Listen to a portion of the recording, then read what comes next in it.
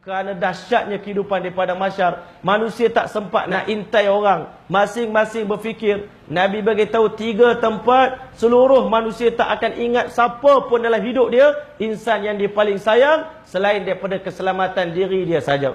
Yang pertama di padang mahsyar, tuan-tuan rahmati Allah, tak akan ada siapa ingat diri dia ketika mana dia dihisap oleh Allah Subhanahu Wa Taala di dalam kandang mahkamah Allah Taala. Yang kedua, kita akan lupa seluruh insan yang kita sayang dalam hidup kita bila mana amalan kita akan ditimbangkan nanti. Nak tengok ikhlas ke tak ikhlas amalan yang kamu buat, berat tara mana, khusyuk tara mana, ditimbangkan amalan kita. Hari ini jangan duk bangga kita semayang banyak, baca Quran banyak, pergi umrah banyak, pergi haji banyak.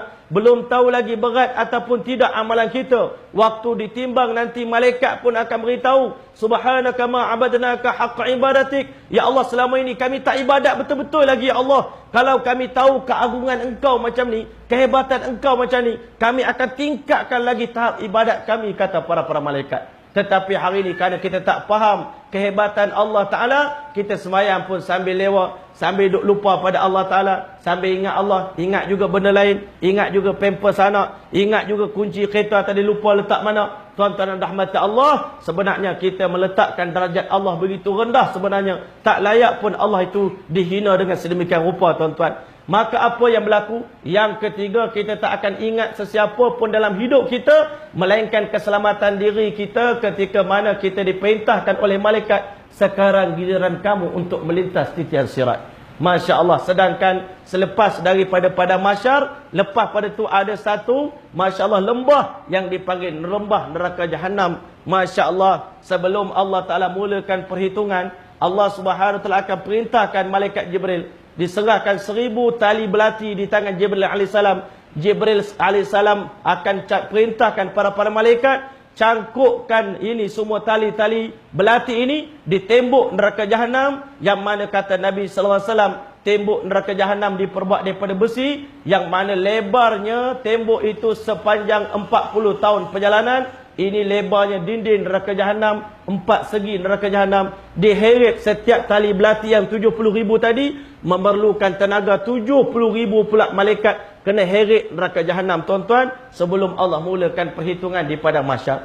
Sebelum Allah nak tanya kita semua, nak hisap amalan kita, nak tanya nikmat yang Allah bagi kepada kita. Maka di kali itu kata Nabi sallallahu alaihi wasallam, ketika mana jarak di antara neraka dengan dunia, dengan manusia ni 100 tahun. Di kali itulah, idza ulqu minha makanan dhayiqan sami'u laha taghayyuzan wa zafira. Ketika mana neraka jahanam datang, sami'u laha taghayyuzan wa zafira, kamu akan dengar suara neraka yang mengaum, begitu bengis neraka jahanam macam mana seekor binatang yang sangat-sangat garang. Itu kelakuan neraka jahanam. Sampai 100 tahun dekat dengan kita, di kali itu neraka akan mengaum sekali. Kata Nabi sallallahu alaihi wasallam, sekali mengaum saja, di kala itu seluruh makhluk akan menggeletar ketakutan yang bersangatan. Ya Allah, macam mana kami pada hari ini ya Allah? Neraka mengaum kali yang kedua. Kali yang kedua semua nabi-nabi, malaikat-malaikat pakat terduduk di atas lutut masing-masing, menggigil ketakutan mendengar suara neraka Allah Subhanahu Wa Taala. Yang ketiga, neraka akan mengaum dengan ngauman yang menyebabkan balaghatil qulubul hanajir. Hati manusia, jantung naik sampai ke halqum, ke tekak, kerana terlalu takut sangat mendengar suara neraka Allah Subhanahu Wa Taala. Wahai hamba aku, selama ini hamba duk ingat aku main-main. Aku hantar kamu ke alam dunia bukan untuk main-main. Afa hasibtum annama khalaqnakum abatha. Kamu sangka aku hantar kamu ke alam dunia untuk main-main, untuk sia-sia. Wa annakum ilaina la turja'un. Kamu tak akan kembali kepada kami satu hari nanti. Allahul Malikul Haq. Maha suci Allah. Allah tak pernah buat kerja main-main. Allah tak pernah buat kerja sia-sia. Aku hantar kamu ke alam dunia untuk beribadat kepada aku, untuk buat pengorbanan untuk agama, untuk buat persiapan untuk alam akhirat. Itu tujuan aku hantar kamu datang ke alam dunia 60-70 tahun.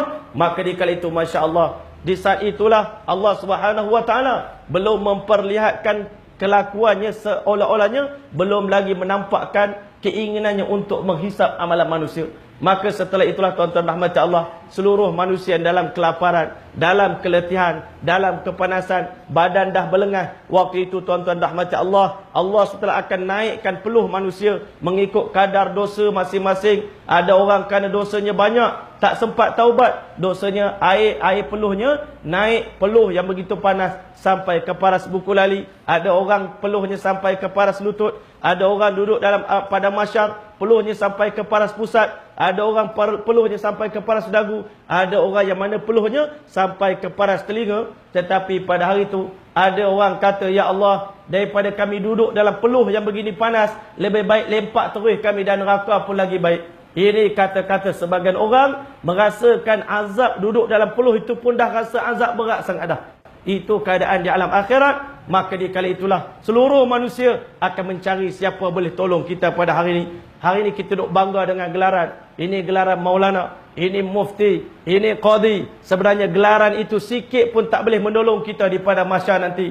Kerana Nabi SAW beritahu, di padang mahsyar, di kalangan umat aku, siapa di kalangan kamu yang bawa balik berjumpa dengan Allah, bukan amalan macam sekarang, tetapi amalan 70 orang Nabi-Nabi pun. Pada hari itu kamu merasakan kamu tak akan selamat daripada azab neraka Allah Subhanahu Wa Taala. Menggigil ketakutan. Bayangkan kalau amal macam kita ni tuan-tuan. Sebab itu sebelum kita kembali pada Allah, cuba ikhlaskan semua amal ibadah kita. Semua aku buat semuanya untuk Allah Taala. Mengajar aku untuk Allah, sembahyang aku untuk Allah, mendidik aku untuk Allah, bekerja aku untuk Allah, cari rezeki pun untuk Allah, aku mendidik anak isteri pun semata-mata kerana Allah Subhanahu Wa Taala. Mudah-mudahan Allah rahmati pertemuan kita pada malam ini insya-Allah. Mudah-mudahan kita semua diselamatkan oleh Allah di padang mahsyar. Allah SWT golongkan kita di kalangan umat yang akan berpeluang memasuki syurga tanpa hisab. Dan kata Nabi SAW sebagai pesanan terakhir, la yashba'al mu'min minal khair, orang beriman tak pernah kenyang buat baik hatta yakuna muntahahul jannah, sehingga akhirnya kaki dia menjejakkan kakinya pintu gerbang syurga Allah Ta'ala. Di kali itulah barulah dia akan berhenti buat amal ibadah. Maka mudah-mudahan Allah Ta'ala berkati hidup kita, Allah selamatkan kita di dunia dan akhirat insya-Allah. Sekian dulu aqulu qawli hadza wa astaghfirullahal azim li wa lakum wa lisairil muslimin wal muslimat fastaghfiru innahu al ghafurur rahim.